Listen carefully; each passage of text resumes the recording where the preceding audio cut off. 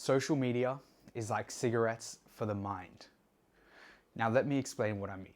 I've just come from Thailand. I'm currently in Bali. And what do you see when you walk around the streets of Thailand and Bali?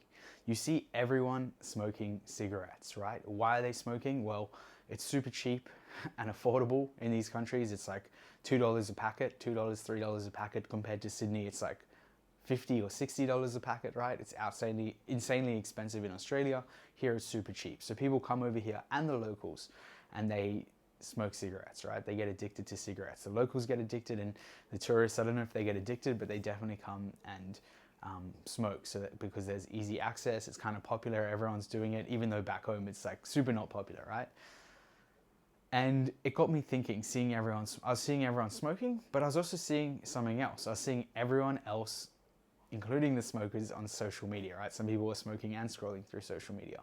And that kind of put it in my mind, like, okay, maybe there's a connection here. Maybe there's some sort of link. And what I've discovered when I started thinking about it is it's not necessarily that smoking is bad for your mind, it's bad for your body, but obviously social media is potentially bad for your mind. And I started to do a bit of research, but without me even doing the research, we all kind of know social media is not that good for you, right?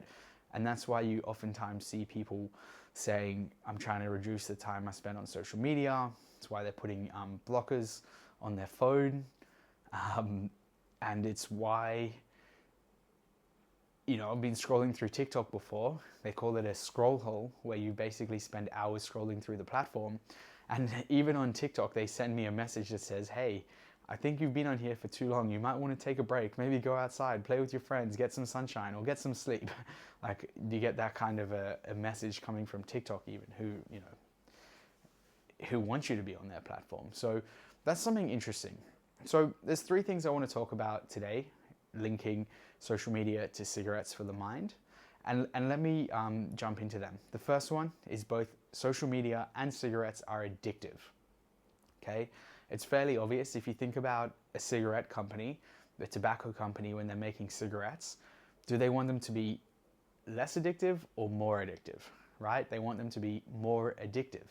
If they're more addictive, people are going to continue smoking them for longer and may actually never stop smoking.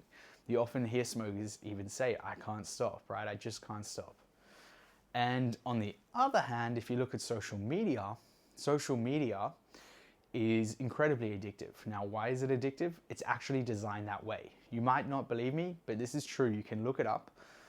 Facebook actually hired people who work on the slot machines in the casinos. Slot machines are basically designed, also like social media and cigarettes, to keep the user addicted and keep having them pulling down the lever on the slot machine, right? In Australia, we call it slapping. Keep slapping the pokies. And so they hired these, casino executives and these casino game designers to come work for things like Facebook and Instagram to make it as addictive as possible. That's where, like, if you're scrolling through the app, you never know what's coming up next, right? Just like in a casino, when you pull on the lever on the slot machine, you never know if you're going to hit the jackpot or not. And most of the times you don't hit the jackpot, right? That's just you scrolling. But every once in a while you win, right? You hit the jackpot and you find a reward. You find a post that you really like, or something that moves you, something that inspires you, something you want to share with your friends, something that educates you, right? Every once in a while you hit the jackpot. So while cigarettes are physically addictive, right? People are physically addicted to cigarettes. People are physically addicted or mentally addicted to social media, right? Social media is designed to release dopamine in your brain, right? The feel-good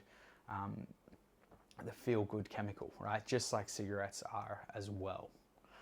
So I might have said this already, but the average person spends 2 hours and 24 minutes. This is in 2020 on social media, right? So pretty crazy. People are spending a long time on these social media apps. So that's the first thing I wanted to say. Social media, cigarettes, addictive.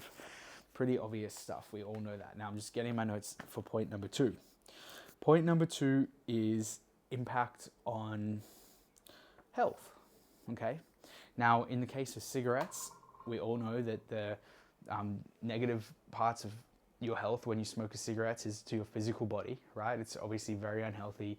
I think I read once, if you smoke, you're 40% more likely to die than someone who doesn't smoke. Don't know exactly how that works. Like your chances of are increased, right? I think that's pretty obvious. I don't know about the 40% is a real number, but I just don't know how it correlates to actual death, right? But you're 40% more likely to die. Let's go with that. Whereas social media, while it might not take a toll on your physical health, even though it can, it's going to take a toll, or it can take a toll on your mental health, right? So just like cigarettes are bad for your physical health, social media has negative consequences for your mental health. And we've seen this time and time again, right? Anxiety and depression are on the rise, and they've been on the rise for many years, especially amplified when social media has become more and more popular, right? We all know people who have, I guess it creates depression because you see other people out there living their best life, right? People mostly post their best stuff, their best life on social media. They're not going to really post negative things and challenges they're going through. Some people do though. And it creates anxiety, for sure it creates anxiety, because you're kind of always worried about what's next, right? You're worried about the future. You're worried about what's going on in the world. That's a big thing. Social media amplifies negative news, negativity, right? If it bleeds, it leads. That's a saying from the news industry. If it bleeds, it leads. It means if there's blood, if there's death, if there's violence, if there's something dramatic that happens, it leads. It's the front page news. It's the leading story on the news, right? You turn on the news and there's like something replaying over and over again.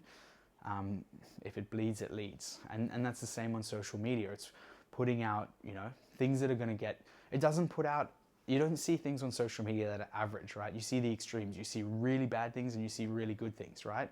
The bad things are increasing anxiety because people are worried all the time. When Ukraine and Russia war broke out, how many people were posting about, Ukraine and all that sort of stuff, and you see graphic images. You can see it right now if you scroll through social media, I'm sure. You're seeing graphic images, you're seeing stuff you're not meant to be seeing, right? That your brain's not, you don't want to have that around in your brain all the time. But you open up social media every day and daily you're seeing these kind of negative, traumatizing posts, right? There's something called PTSD, post-traumatic stress disorder. You can get that from seeing graphic images, right? And even if these images you're seeing aren't giving you PTSD, right? Let's say PTSD is a 10 out of 10 and 0 is no impact, no effect at all. Even if it's only impacting you at a level 2 out of 10, you're seeing these images daily, right? You're seeing these images multiple times a day when you open up the app. So it's like 2 out of 10 of PTSD, 2 out of 10 of PTSD, 2 out of 10 of PTSD, right? So you don't want to be exposing your brain to this sort of stuff all the time, right? That increases anxiety, it increases depression, just like cigarettes have negative health consequences. And thirdly, let's look at the notes again, right? Got to look at the notes for this particular video. But thirdly is the erosion of attention span, okay? Erosion of attention span. So I don't know how that relates to cigarettes. I'll tell you in just a moment. But on social media, related to cigarettes are as bad for your mind as cigarettes are for your body, right? Social media is bad for your mind. Attention span gets eroded, right? Maybe my attention span just wandered off just then. And what has actually happened, this is a crazy stat, in the year 2000, average attention span in humans was 12 seconds. And now I think last time they assessed this, or the latest data I found, was in 2020, the average attention span had eroded to just 8 seconds, okay? 8 seconds. That's less than a goldfish. So right now, goldfish are winning in terms of attention span, which is kind of shocking. And so how does this happen? Well, it happens through scrolling through social media. How long do you actually spend when you look at a post, when you're looking at a story, right? You're just clicking through, or you're swiping through, you're just scrolling through TikTok, right? Your attention span's being reduced and reduced and reduced. Short form content right now is winning, right? Why is short form content winning?